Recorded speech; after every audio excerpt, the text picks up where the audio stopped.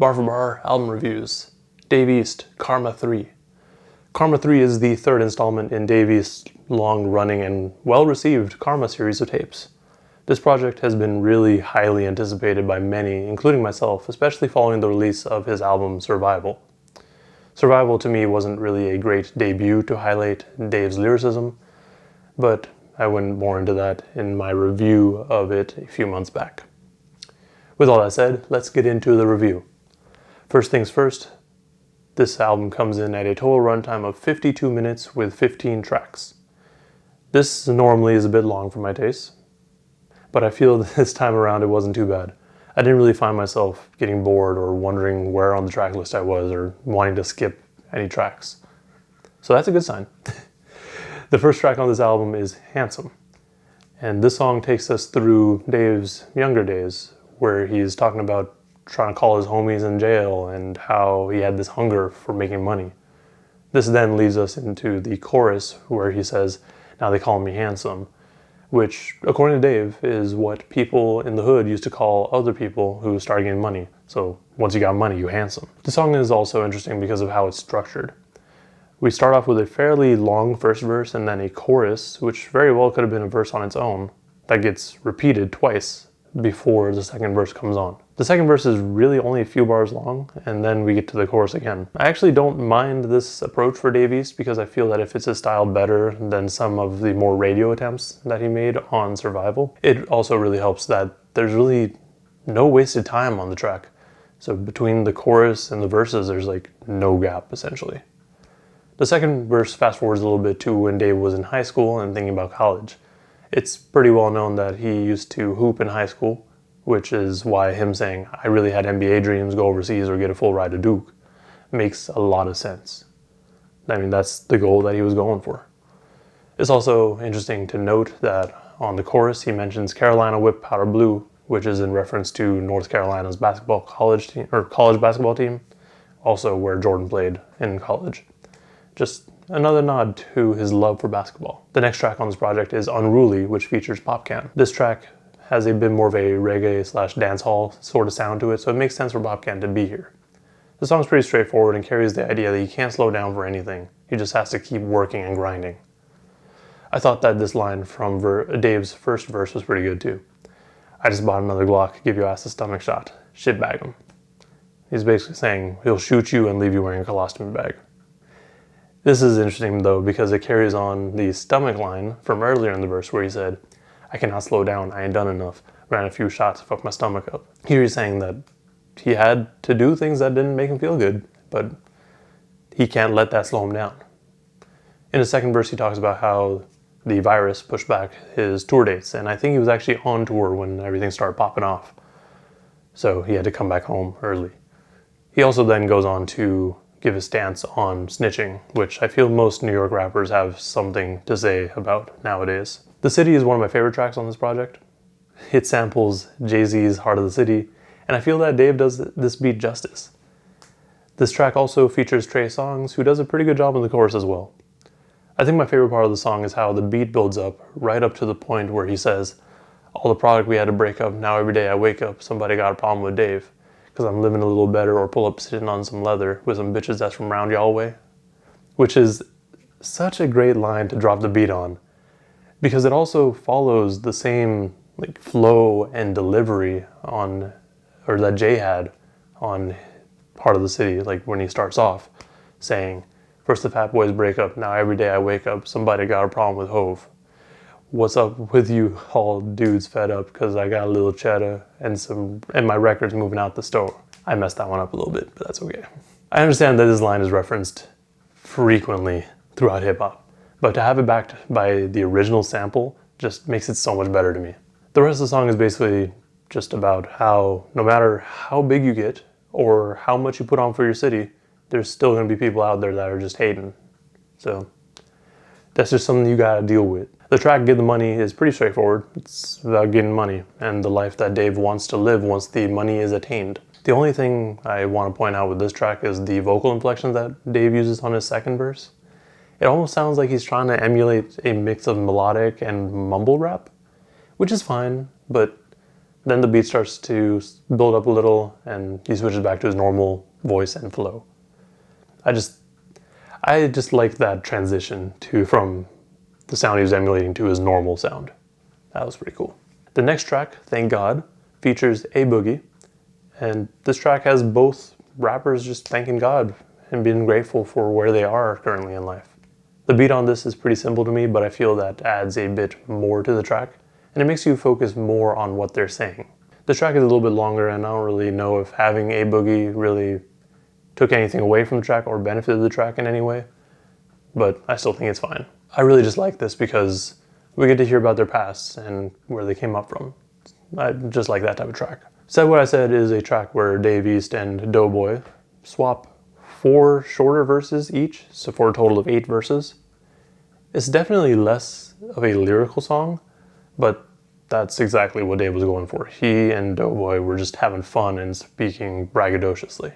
I think that's a word. I really enjoy this track because of the energy and the beat, and also just the two basically rapping back to back. On paper, it looks like this would be a pretty long song just because there's 8 verses total, but it works well. And I can fully imagine just both of them in the studio just rapping these verses at each other. Just, fun stuff. Track 7 is Broke or Not. On this track, Dave's addressing both his younger self as well as kids on the block, telling them to keep hustling and grinding because eventually it'll all work out. He uses examples of street life and how it could lead the youth to jail as a way to treat the kids. He then in the second verse tells us how he's still grinding even though he's had some level of success. He's still working towards his end goal even though he's not broke now. I think the easiest way to summarize it is with the line, you keep you a hustle whether you're broke or not. This idea gets carried on to the next track, Mission. Dave has a mission, mostly to make money, but also to be able to put his homies on if possible. I like the beat on this track too, just because it's got a bit of a bounce to it. Menace has Dave telling us the story of how he came up.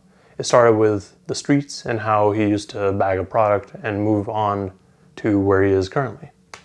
It also feels like he hasn't fully lost touch with the streets, so a lot of his reactions and responses to things happening around him are still with that sort of mind state.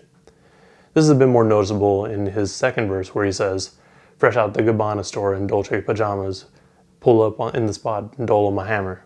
This juxtaposition is really interesting because we have this fancy high fashion life that's just kind of met abruptly with the street life. Fuck That is basically a tribute song to 3 6 Mafia, especially because it's produced by DJ Paul. It has such a 3 6 sound to it, it's great. It also features Young Dolph, who is also from Memphis, so we get a combination of both older and newer Memphis sounds. This brings us to the track Blue Story, featuring Bino Rideau. The track is titled Blue Story because Dave is talking about his fellow Crips that have fallen, most of which were from his area, but he also talks about Nipsey, who he was pretty close with. It's a really somber song because it touches on the part of gang life that no one really pays attention to. Most often we really just look at the negativity from an outside perspective, but rarely do we look at how the people involved feel. I personally didn't really care for Bino's verse, but the rest of the song was pretty good. As we approach the end of the album, we come to another of my favorite tracks, Stone Killer. This track features Benny the Butcher, and it's exactly as good as you would expect. The song starts off with a verse from each rapper, and then for the third verse, we have them basically rapping bar for bar. Dave mentioned how this is going to be one of those barbershop songs where people are just going to be debating about who out-rapped who, and I'm going to have to agree. This track, just like Said What I Said, could have totally just been the two of them rapping at each other. It's just so natural, and the chemistry is really there, so that's dope. With Envy, we take another look at what Dave wanted out of life, and where he is currently, and how grateful he is to have these things that he has now. He also mentions how people are envious with the chorus, I came up from nothing, I really did it off the block. Shoot for the stars, I just pray that I don't get shot. I know they envy me. This sounds like a reference to Pop Smoke with the line about shoot for the stars. Shoot for the Stars, Aim for the Moon was Pop Smoke's posthumous album, and many believe that he only got shot due to envy from others, from where he came up from, basically. However, this line could really just be that he has goals that he wanted to achieve and didn't want to get shot trying to accomplish those goals. I also think that the line at the end where he says, I'm calling Virgil, I don't window shop, is pretty funny too, just because it's a flex. He doesn't have to go out to the store and get stuff. He'll just hit up the dude that made it. The second to last track, Know How I Feel, is another of my favorites on this album, mostly due to Mary J. Blige feature. She just fits the beat and track so well, plus her verse at the end is really solid too. This track has Dave reminiscing about the old days and using that as an example for the listeners, but also maybe his kids. He starts off his first verse talking about his life before rap and trying to get the money up and questioning why the fake live a long time and the real die.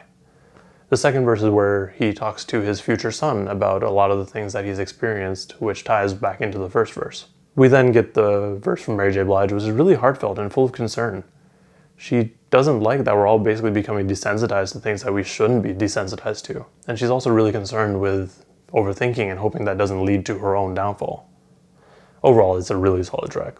The final track, Believe It or Not, is an interesting end to the album. Most often when we get to the final track on an album, it's got a more laid-back beat and the lyrics are more of an in conclusion sort of thing. This track is different in the sense that it feels like he's referencing his past and how he's seen a lot of things that most people wouldn't believe on his path to where he is currently. Overall, this project was really good. And I feel that this is where he should have gone with Survival, but that goes without saying. The biggest complaint I have with this project is that it's just a little long, but like I mentioned earlier on, I didn't really find myself getting bored or wanting to skip to the next song while listening to this. My favorite tracks are Know How I Feel, The City, Stone Killer, Said What I Said, and Broke or Not. I feel personally that Davies would benefit greatly from being forced to make a shorter project, maybe even a concept album. With his level of storytelling skills, I feel that we might not get greatness from this sort of thing, but we'll get greatness from a concept album or a shorter storytelling album. Anyways, that about wraps up my thoughts on this album. Let me know in the comments below what you thought of this album if you listened to it, and where it ranks in terms of his other tapes. I definitely put this pretty high up, so definitely check it out. Also remember to like and subscribe if you want to see more reviews and content like this, and tell your friends. That said, thank you for watching, and please stay safe out there.